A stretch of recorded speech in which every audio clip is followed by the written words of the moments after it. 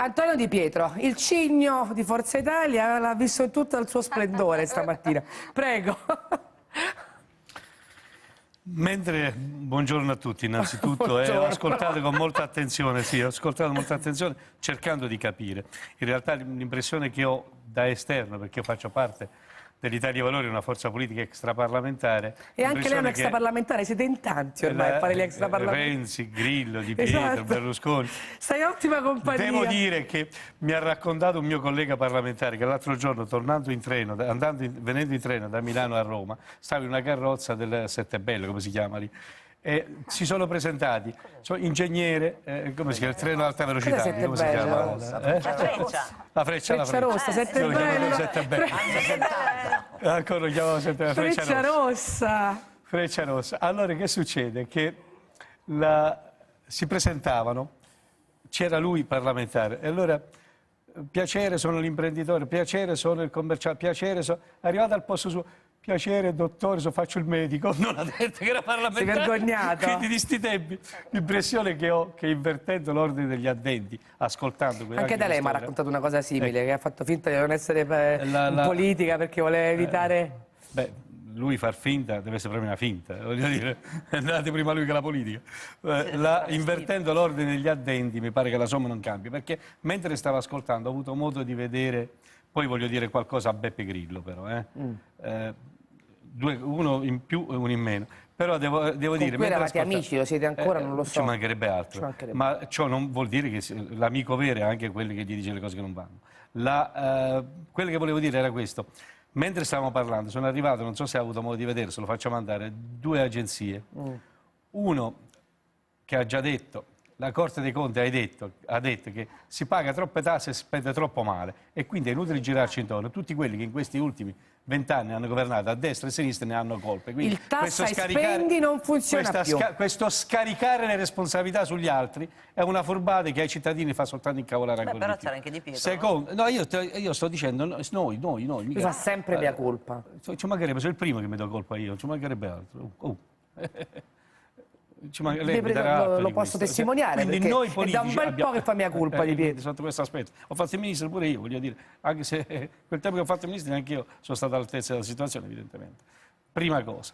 In secondo luogo, l'altra cosa è che a Brescia un imprenditore che non ha avuto il prestito ha appiccicato il fuoco alla banca e si è dato fuoco, quindi mentre stiamo parlando. Quindi voglio dire, c'è un'Italia totalmente diversa da quel che ho sentito raccontare oggi, sia con riferimento al passato, dici che il passato si sta bene, che con riferimento a quel che si vuole fare oggi al futuro. Però il mio intervento è soltanto su questo tema. Primo, signora senatrice Taverna, a me non sta bene questo fatto che chi sta nelle istituzioni non si confronta con gli altri.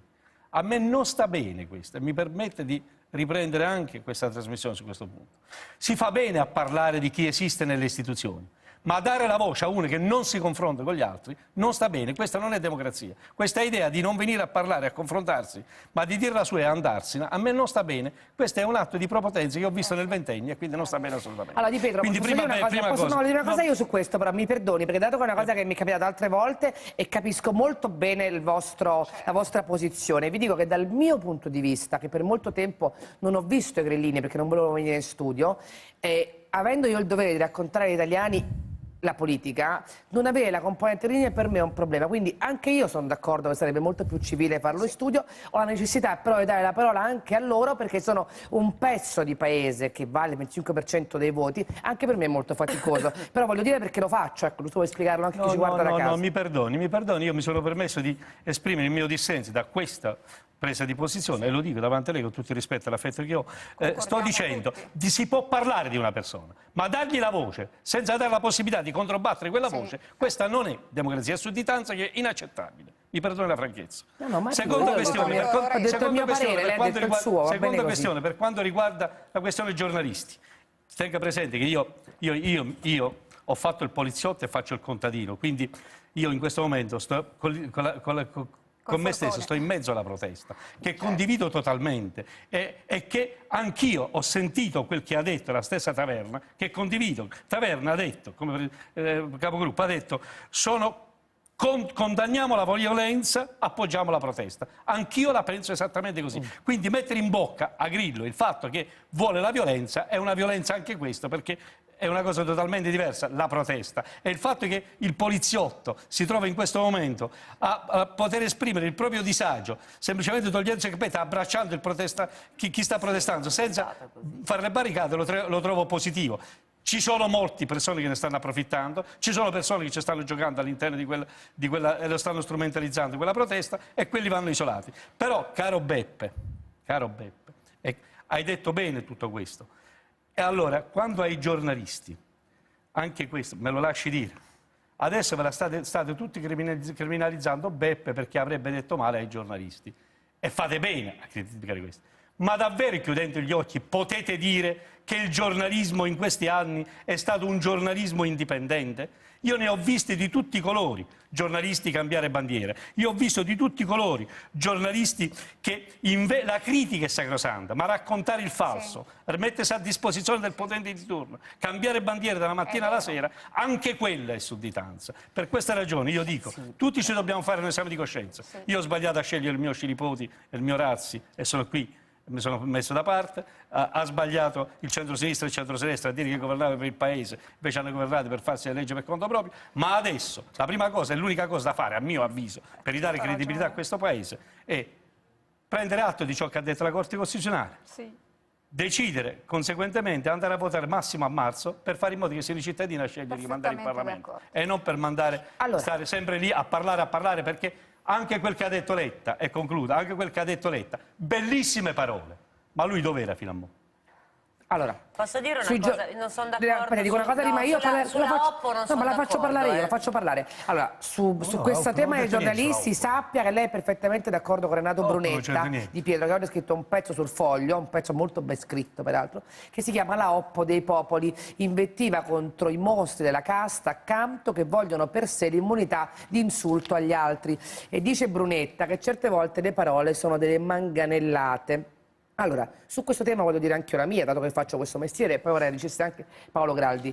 Quando lei dice, chi dice il falso si prende la sua responsabilità, perché infangare il nome di una persona è una cosa che non va fatta, io sono perfettamente d'accordo con lei e penso che questo nostro mestiere va fatto con grande cura e con grande prudenza. Dopodiché, se io esprimo le mie opinioni, le esprimo in televisione, sulla carta stampata o altrove e divento per le mie opinioni diverse da quelle di un altro oggetto di gogna sul blog di Grillo, non va bene per niente. Io posso dire benissimo, lei può dire benissimo che io sono brutto, ma non può dire che io sono alto 2,50 m, perché questo è falso. Il fatto deve essere vero. Ma se dico che lei è brutto, lei mi mette su un sito e mi fa sputare addosso dagli iscritti? Sto dicendo, ci siamo capiti, sto dicendo che l'idea adesso di criminalizzare chi si permette di dissentire da certi giornalisti che fanno il pendimento a disposizione del... E non sto parlando della Oppo, che ha tutta la mia solidarietà, ci mancherebbe altro. Quello è un caso classico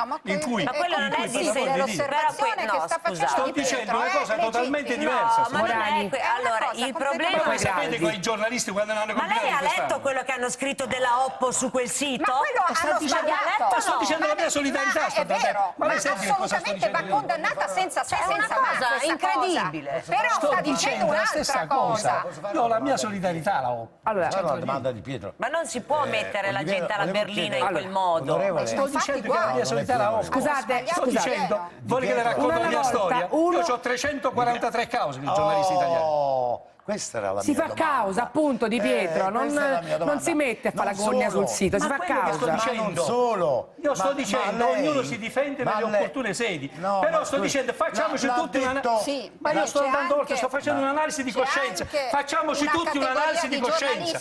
Uno alla volta. Politici abbiamo sbagliato, qualche magistrato ha sbagliato. Ma è possibile che il giornalista non si può toccare perché è una casta che non si può toccare? Ma chi l'ha detto? È benedetto il Signore. Ma chi l'ha detto? Ma come chi l'ha detto? Ma se lei addirittura li trascina in tribunale e addirittura non utilizza la possibilità della querela per diffamazione, vuole la causa civile. E perché? Perché poi va all'incasso. Lei quanti soldi ha incassato dalle cause civili? 340, non so come siano finite. Lei ha utilizzato Cioè, no, scusi, prima no, da scusi, poliziotto. per lei il problema è utilizzare la causa civile. Non si pone il problema che se fingo la causa è perché devo qualcuno mi ha finire. diffamato. Sì, e lei si fa risarcire. Lei ha utilizzato, anche sulla base di un'esperienza, ma anche immagino dando diversi motivi per avercela con lei, utilizzato lo strumento della causa civile. No, anche penale, Molte penali. E come sono andate a finire? Le ha vinte, le ha perse, sono in corso. E allora lo strumento No, esiste. ma sta dicendo una cosa diversa, Gradi. Dice, esiste uno strumento normale, nel normale dialogo fra poteri. Esatto. E da ex magistrato lei dovrebbe essere fermissimo su questo punto. È incitare alle liste di proscrizione. Ma chi ha detto questo? Ma dove l'ha detto? Ora mi spiace, ma questo è un modo di fare giornalismo Come no? alla cacchio. Come no? Perché chi l'ha detto? Grillo? L'ho Però detto. prima ha detto che era solidale nei confronti di Grillo che ha fatto quella roba là. Io ho detto due cose diverse. Ho detto, va bene, sono solidale nella confronto della O. Ragazzi, voglio dirvi una cosa. Dopodiché sto dicendo, dobbiamo farci tutti un'analisi di coscienza. E credo che anche l'informazione di questi anni è stata un'informazione che non sempre è stata Che ha obiettiva messo alla nel gogna raccontare. Allora,